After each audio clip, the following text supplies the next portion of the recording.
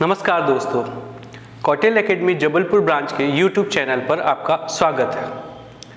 दोस्तों, मध्य प्रदेश राज्य सेवा प्रारंभिक परीक्षा के सिलेबस में जो 10वीं यूनिट जो कि जनजातियों से संबंधित है, उसके कुछ टॉपिक्स के वीडियो हमने बनाकर कौटिल्य एकेडमी जबलपुर के YouTube चैनल पर अपलोड कर दिया है।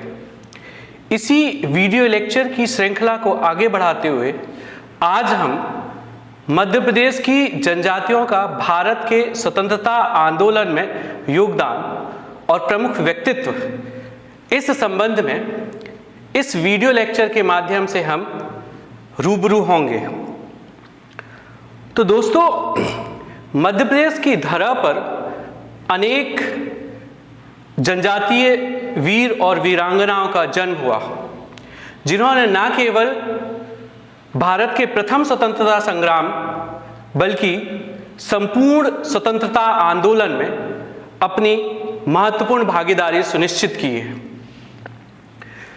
हालांकि जनजातियां आधुनिक सभ्यता से दूर अपना एक शांतिमय जीवन व्यतीत करती रही हैं, लेकिन जब भी इनके सांस्कृतिक, सामाजिक, आर्थिक और राजनीतिक जीवन में जब भी कोई बाह्य तत्वों ने हस्तक्षेप किया है, तो ये इसके विरोध से उद्वेलित होकर आंदोलित हो गए। इन्हीं प्रमुख व्यक्तित्वों के बारे में, हस्तियों के बारे में, जिन्होंने भारत के स्वतंत्रता संग्राम में अपना महत्वपूर्ण योगदान दिया है, उनके संदर्भ में आज हम चर्चा करेंगे।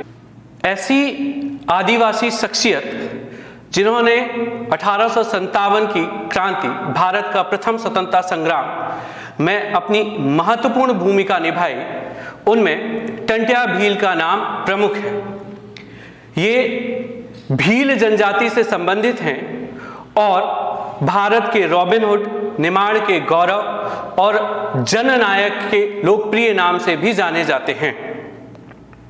इनका जन्म 26 जनवरी 1842 को खंडवा जिले के पंधाना तहसील के बरडा गांव में हुआ था। इनके समुदाय में इन्हें लोग टंट्या मामा के नाम से भी पुकारते हैं। बचपन से ही ये लाठी चलाने और धनुर्विद्या में निपुण थे। बाद में ये लड़ाई की गोफन कला में पारंगत हासिल कर ली और तात्या टोपे, जो 1857 की क्रांति के प्रमुख सूत्रधार थे, उनसे उन्होंने गोरिल्ला युद्ध पद्धति सीखी। 1857 की क्रांति में टंट्या भील ने बढ़ चढ़कर भाग लिया और न केवल मध्य प्रदेश से बल्कि भारत से अंग्रेजों की सत्ता को उखाड़ फेंकने का निर्णय लिया और इनका संघर्ष किसी भी क्रांतिकारी से कम नहीं रहा। अंग्रेजों को सबक सिखाने के लिए इन्होंने सार्वजनिक संस्थानों, कोषालयों में डकैती का जरिया बनाया और परंपरागत हथियारों से भारत को गुलामी की बेड़ियों से मुक्त कराने का बीड़ा उठाया और सपना देखा। अंग्रेज समर्थक, साहूकार और मालगुजारों को इन्होंने अपना निशाना बनाया और कम समय में ही ये न केवल मध्य प्रदेश के मालवा और निमाड़ में बल्कि राजस्थान, गुजरात के आदिवासी क्षेत्र में लोकप्रिय हो गए। 1876 में, 1876 में इन्होंने अंग्रेज समर्थक हिम्मत सिंह को गोली मार दी और इसके बाद ये मंडलेश्वर होते हुए इंदौर पहुंचे, जहां पर इनके जीजा मान सिंह के विश्वासघात के कारण इनको गिरफ्तार कर लिया गया और इंदौर के रेसिडेंसी जेल में इन्हें रखा गया। कुछ समय बाद इन्हें जबलपुर के सेंट्रल जेल में भेज दिया गया, जहां सत्र न्यायाधीश ने इन्हें मृत्युदंड का आदेश सुनाया और फांसी दे दी गई। इनकी समाधि पाताल पानी में स्थित है। इंदौर जिले के पाताल पानी में इनकी समाधि स्थित है। इनके शौर्य और बलिदान को अविस्मरणीय बनाए रखने के लिए मध्य प्रदेश शासन ने 4 दिसंबर को बलिदान दिवस मनाने की घोषणा की है और साथ ही ठीक है पाताल पानी रेलवे स्टेशन का नाम टंट्या भील के नाम पर रख दिया गया है। सरकार ने आदिवासी खेल पुरस्कार भी टंट्या भील के नाम से दे रही है। टंट्या भील अंग्रेज समर्थक, साहूकार और महाजनों से धन लूटकर गरीब वंचित आदिवासियों को बांट देते थे। यही कारण है कि 10 नवंबर 1889 के द न्यूयॉर्क टाइम्स के प्रकाशित अंक में इन्हें भारत के रॉबिन हुड की संज्ञा प्रदान की गई। इस तरह जननायक थे टंट्या भील, जिन्होंने 1857 की क्रांति में मध्य प्रदेश की ओर से अपना विशेष योगदान दिया। 1857 की क्रांति में मध्य प्रदेश से भाग लेने वाले एक प्रमुख जनजातीय शख्सियत हैं भीमा नायक, जिनको निमाड़ के रॉबिन हुड के नाम से जाना जाता है। इनका जन्म 1840 में बड़वानी जिले के पंचमोहली गांव में हुआ था। 1857 की क्रांति में इन्होंने खाजिया नायक के साथ मिलकर के ठीक है जनजातियों की तरफ से विद्रोह का नेतृत्व किया। इनकी मां भीमा नायक की मां सुरसी भी अंग्रेजों के खिलाफ एक मुक्ति मोर्चा टोली का नेतृत्व की थी। जब अंग्रेज भीमा नायक को पकड़ने में असफल रहे तो उन्होंने इनकी मां सुरसी को पकड़कर जेल में भेज दिया। मंडलेश्वर जेल में इनको भेजा गया था, जहां पर अंग्रेजों की यातनाएं और बर्बरता से इनकी मृत्यु हो गई। भीमा नायक 1858 के अंबा पानी का युद्ध, अंबा पानी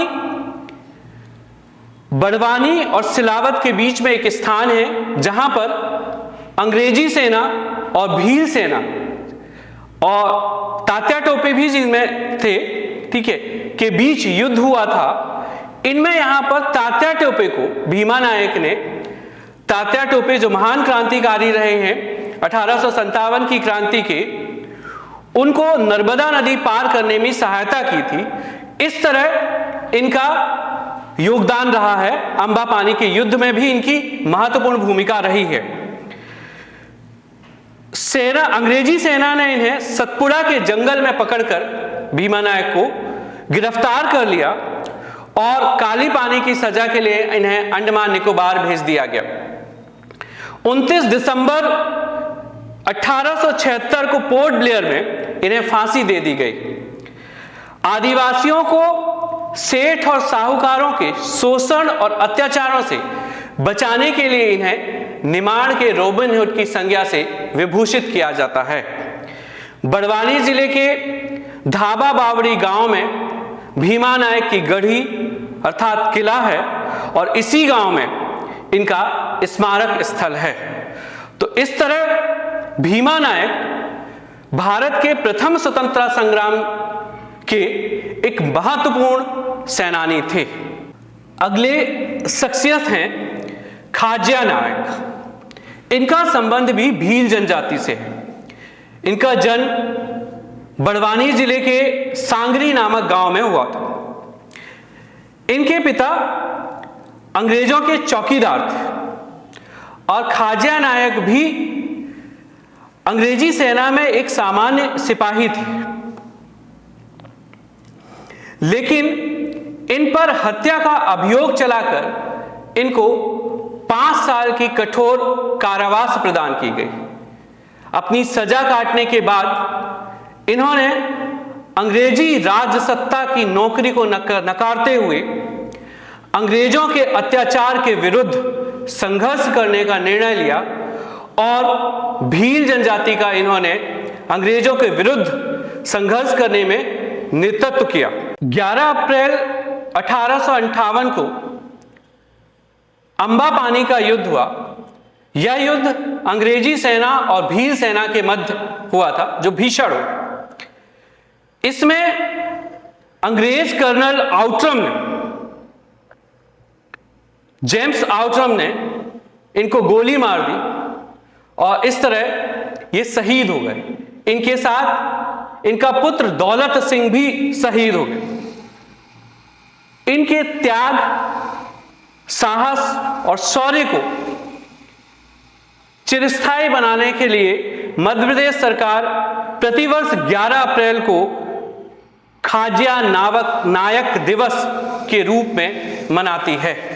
भारत के प्रथम स्वतंत्रता संग्राम वीरांगनाओं में से एक महत्वपूर्ण नाम रानी अवंतीबाई का आता है, जिन्हें रामगढ़ की झांसी की रानी के नाम से भी जाना जाता है।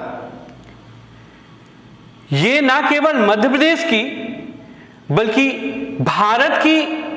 संपूर्ण भारत की वीरांगनाओं में से एक।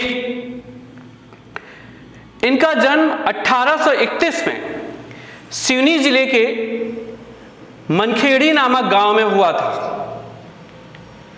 और इनका विवाह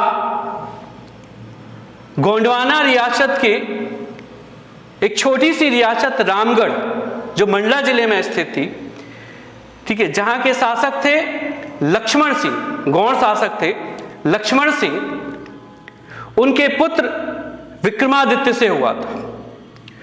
कुंवर विक्रमादित्य धार्मिक प्रवृत्ति के थे और शारीरिक और मानसिक रूप से अस्वस्थ रहते थे।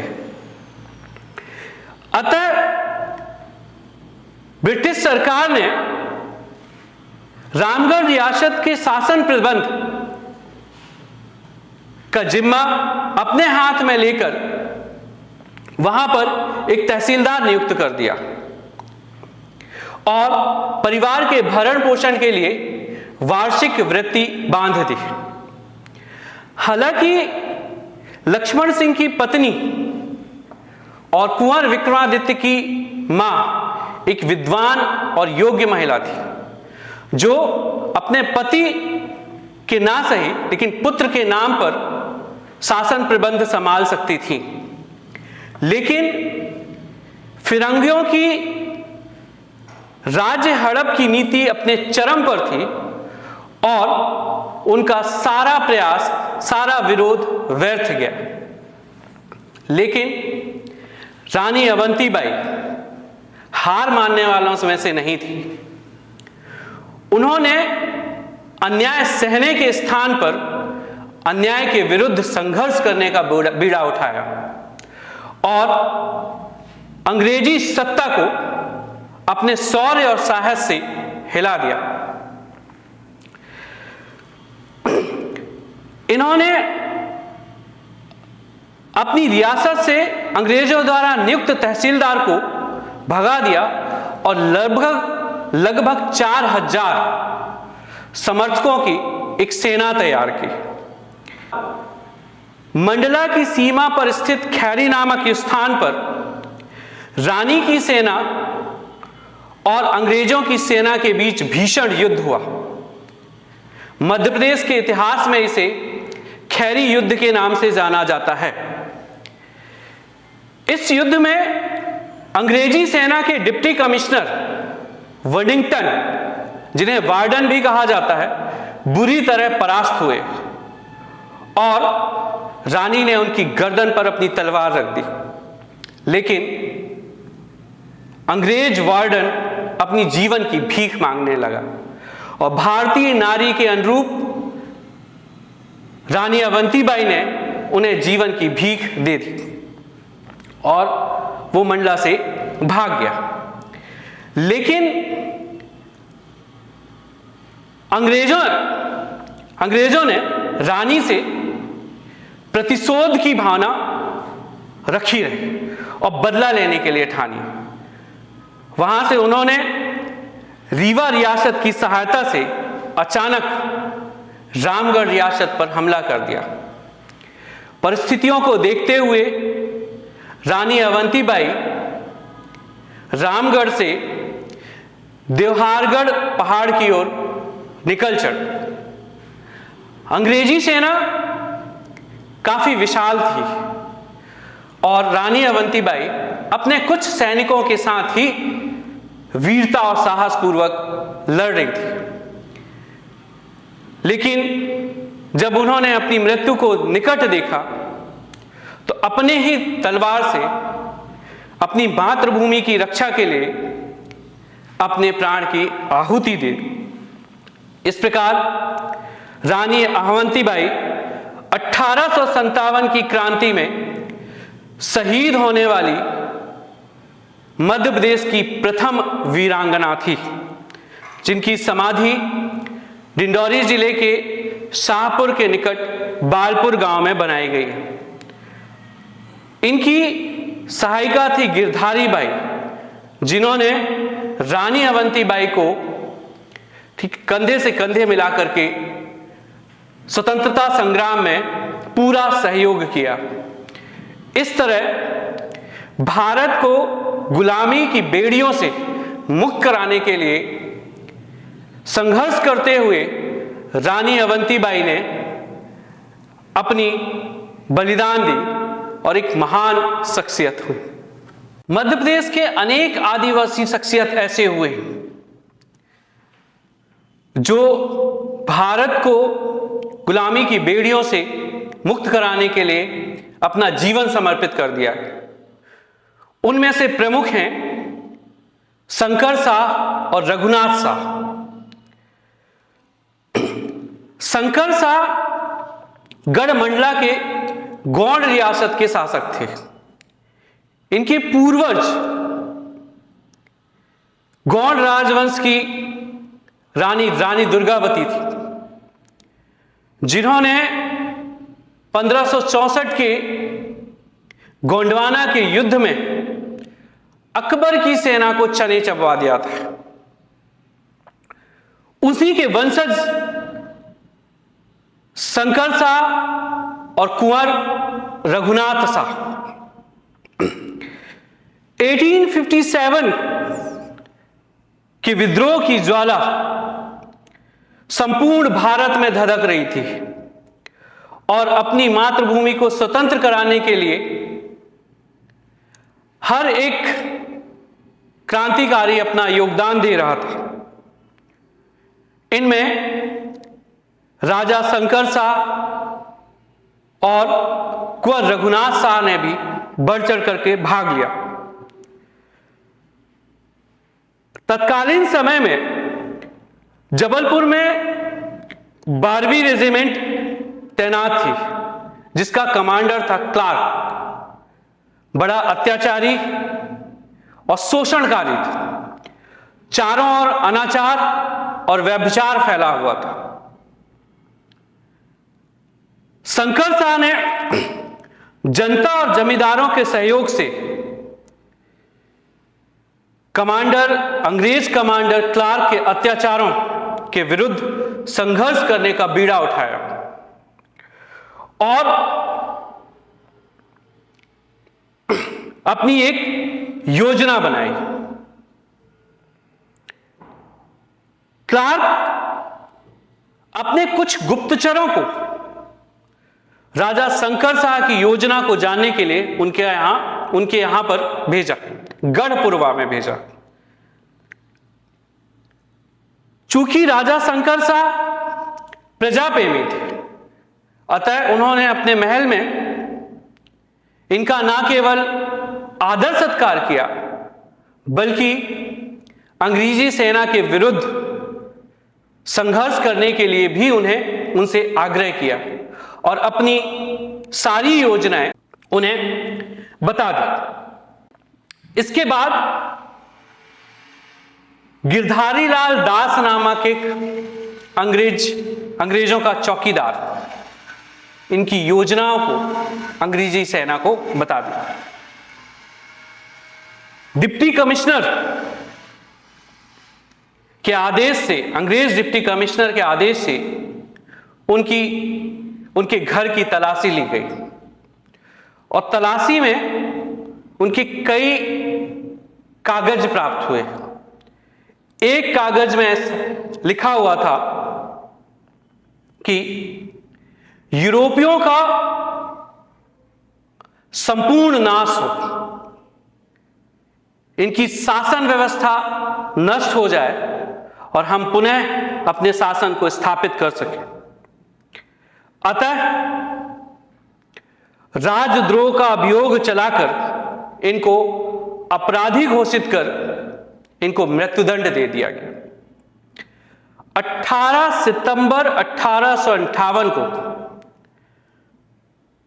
डेट याद रखिएगा, 18 सितंबर 1858 को राजा शंकर शाह और उनके पुत्र कुंवर रघुनाथ शाह को तोप से बांधकर उड़ा दिया गया और इस प्रकार अपनी मातृभूमि की रक्षा के लिए ये दोनों वीर अपनी साहस और शौर्य का परिचय देते हुए अपने प्राणों की आहुति दे दी। जबलपुर में इनके बलिदान और शौर्य को चिरस्थायी बनाने के लिए एक भव्य प्रतिमा का निर्माण किया गया है और 2022 में छिंदवाड़ा विश्वविद्यालय का नाम राजा शंकर शाह विश्वविद्यालय कर दिया गया है ताकि इनका योगदान या भारतीय स्वतंत्रता में इनका योगदान अमर रहे। अगले जनजातीय व्यक्तित्व हैं या स्वतंत्रता संग्राम सेनानी हैं रघुनाथ सिंह मंडलोई। इनका संबंध भिलाला जनजाति से है।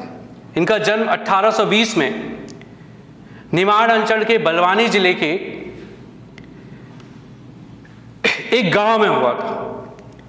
इनके पिता दीवान सिंह 52 जनजाति गांव के जमींदार थे और वो गांव पान की खेती के लिए प्रसिद्ध थे। इसी दौरान अंग्रेजों ने पान की खेती पर कर वृद्धि कर दी। रघुनाथ सिंह ने 1858 में इस करारोपण नीति का विरोध किया और अंग्रेजों के खिलाफ भील, भिलाला और बरेला आदिवासियों के साथ मिलकर उनका नेतृत्व कर अंग्रेजों के विरुद्ध संघर्ष किया। अंग्रेजों ने रघुनाथ सिंह को पकड़ने के लिए कई रेजिमेंट लगाए परंतु असफल रहे और अपने विद्रोह प्रदर्शन को अंग्रेजों के खिलाफ बढ़ाते हुए लगभग इन्होंने 3000 सैनिकों की सेना एकजुट कर ली थी।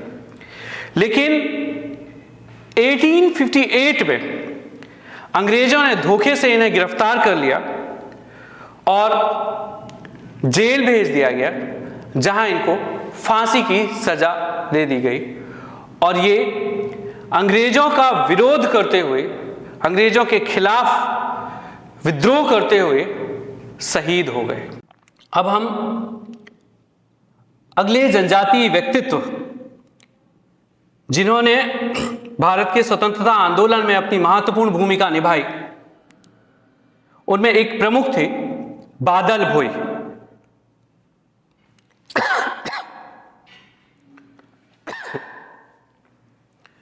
जल, जंगल और जमीन के लिए अंग्रेजों से लड़ने वाले महानायक बादल भोई का जन्म 1845 में छिंदवाड़ा जिले के डुंगरिया तितरा नामक गांव में हुआ था। उन दिनों छिंदवाड़ा बेशकीमती लकड़ी और खनिज संपदा के लिए प्रसिद्ध था। अंग्रेजों ने प्राकृतिक संपदा के दोहन के लिए वहां के स्थानीय मजदूरों का इस्तेमाल किया और उनका जमकर शोषण किया। इसी के विरुद्ध बादल भोई ने अंग्रेजों के विरुद्ध आंदोलन छोड़ दिया। जब 6 जनवरी 1921 को महात्मा गांधी का छिंदवाड़ा की जमीन पर पदार्पण हुआ, तब वे बादल भोई से मुलाकात की। उसके बाद बादल भोई संपूर्ण स्वतंत्रता आंदोलन में जी जान से जुट गए।